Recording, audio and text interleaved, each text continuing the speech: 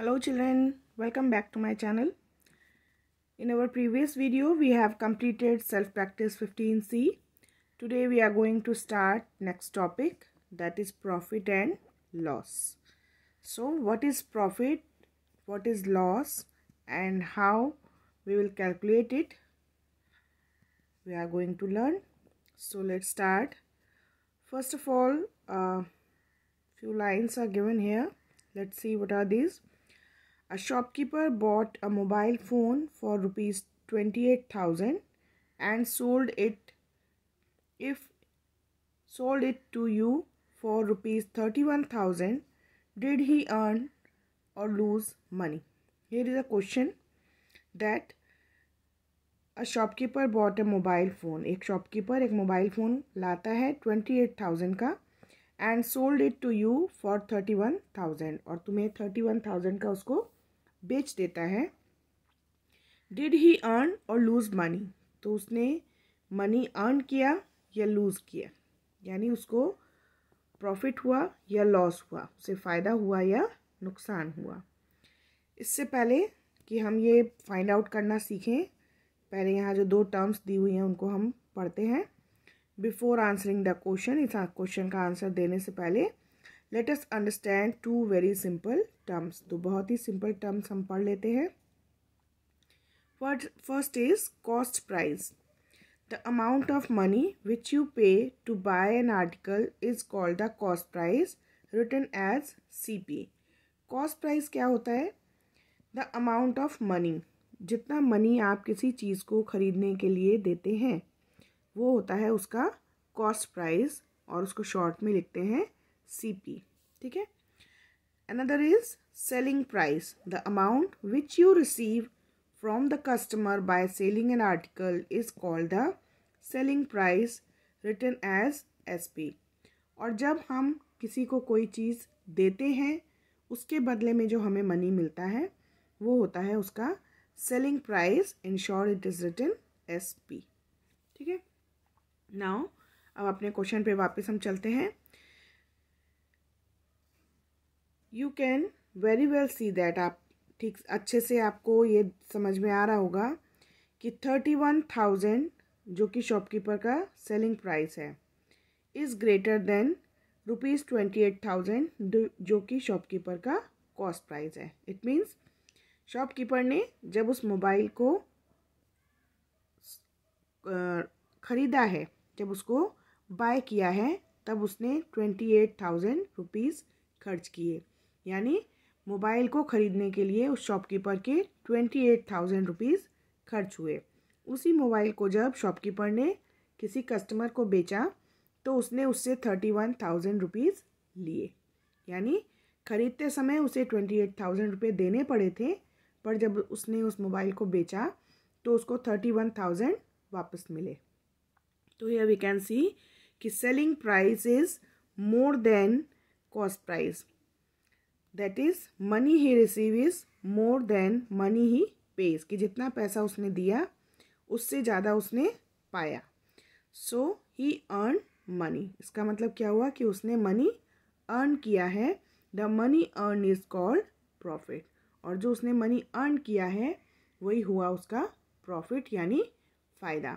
उसने कम में ख़रीदा, ज़्यादा में सेल किया, ज़्यादा में बेचा, तो उसको फ़ायदा हुआ. ठीक है.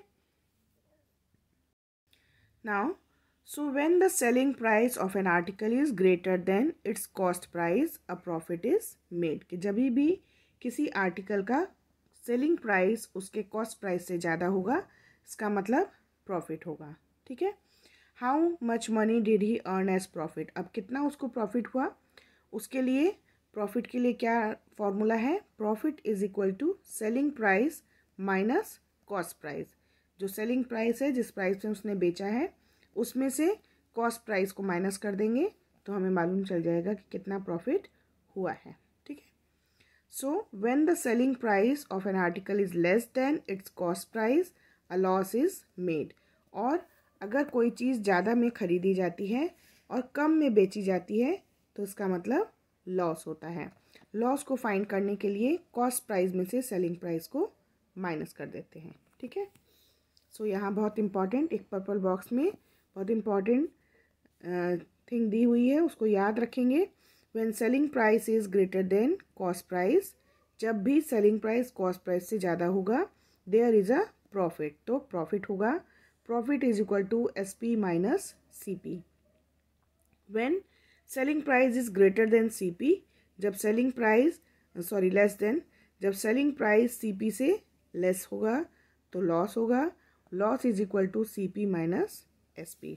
ये दोनों पॉइंट याद रखना है, इससे ही आपको मालूम चल जाएगा कि लॉस हो रहा है या प्रॉफिट हो रहा है। ठीक है, इसी पर बेस्ड क्विक असेसमेंट है जो हम करेंगे, बुक में ही करेंगे इसको। इधर कॉस्ट प्राइस दिया हुआ है, यहाँ सेलिंग प्राइस दिया हुआ है। हमें बताना है पहले तो कि प्रॉफिट है या लॉस है, और जो भी है फिर उसको कैलकुलेट करके दिखाना है। ठीक है, जैसे फर्स्ट किया हुआ है, कॉस्ट प्राइस था 60 रुपीज़, सेलिंग प्राइस है 75 rupees. It means 75 is more than 60, so profit is made. और फिर प्रॉफिट को कैलकुलेट करने के लिए selling price minus cost price is equal to ₹15।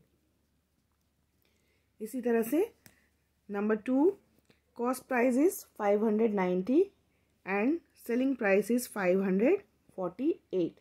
It means selling price जो है वो कॉस्ट प्राइस से कम है।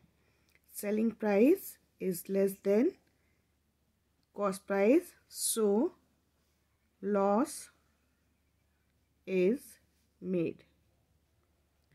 Okay, now loss is equal to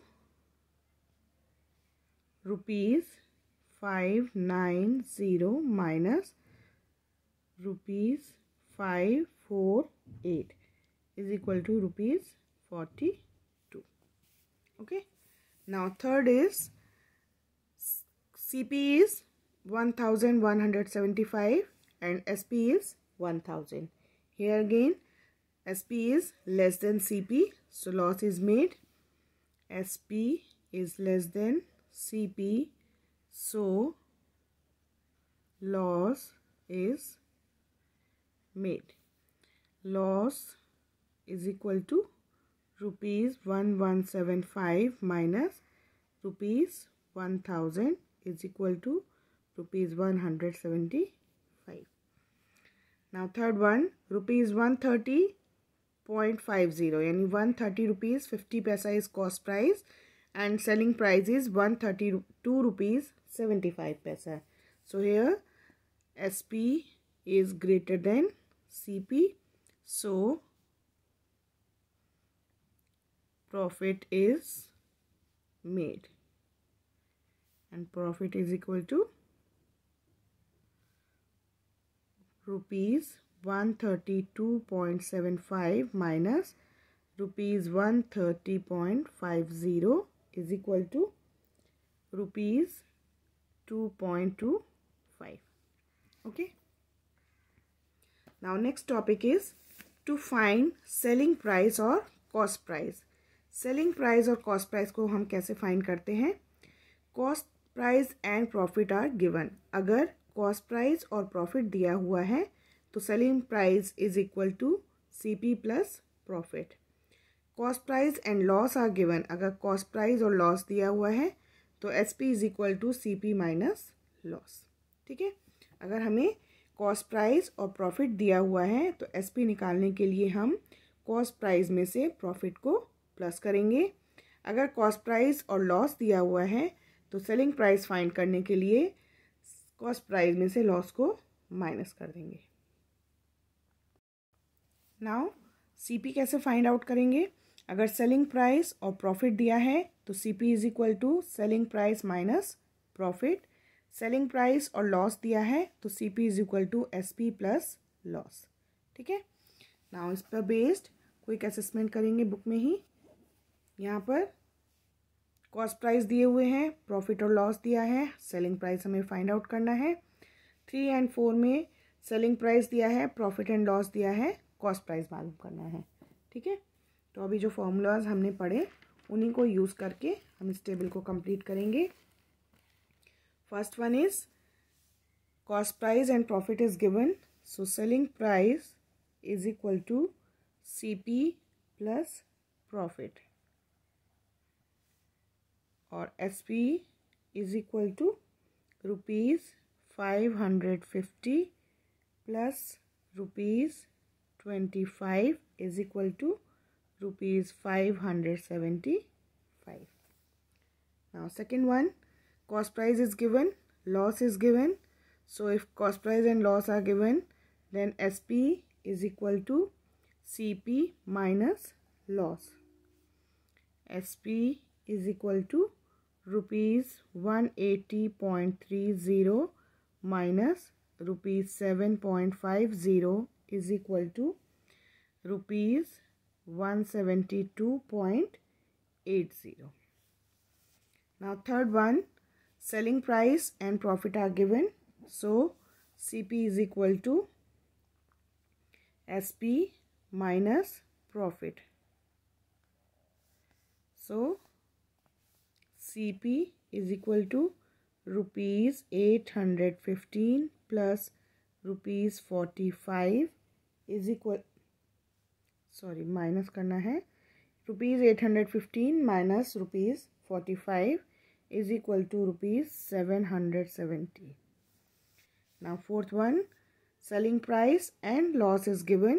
So CP is equal to SP plus loss.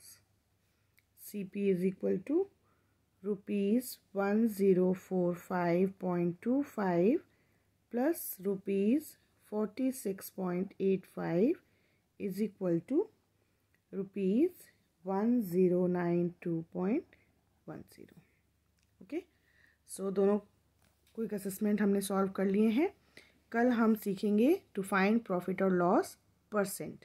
Okay, profit and loss निकालना आज हमने सीख लिया. कल हम सीखेंगे कि प्रॉफिट एंड लॉस परसेंट कैसे फाइंड आउट करते हैं, और उसके आगे हम करेंगे सेल्फ प्रैक्टिस 15D. तब तक आज जो मैंने आपको फॉर्मूलाज बताए हैं उनको आप लर्न करेंगे और उसके बाद उनको यूज़ करके दोनों क्विक असेसमेंट सॉल्व करेंगे. Okay, so take care of yourself. Bye bye.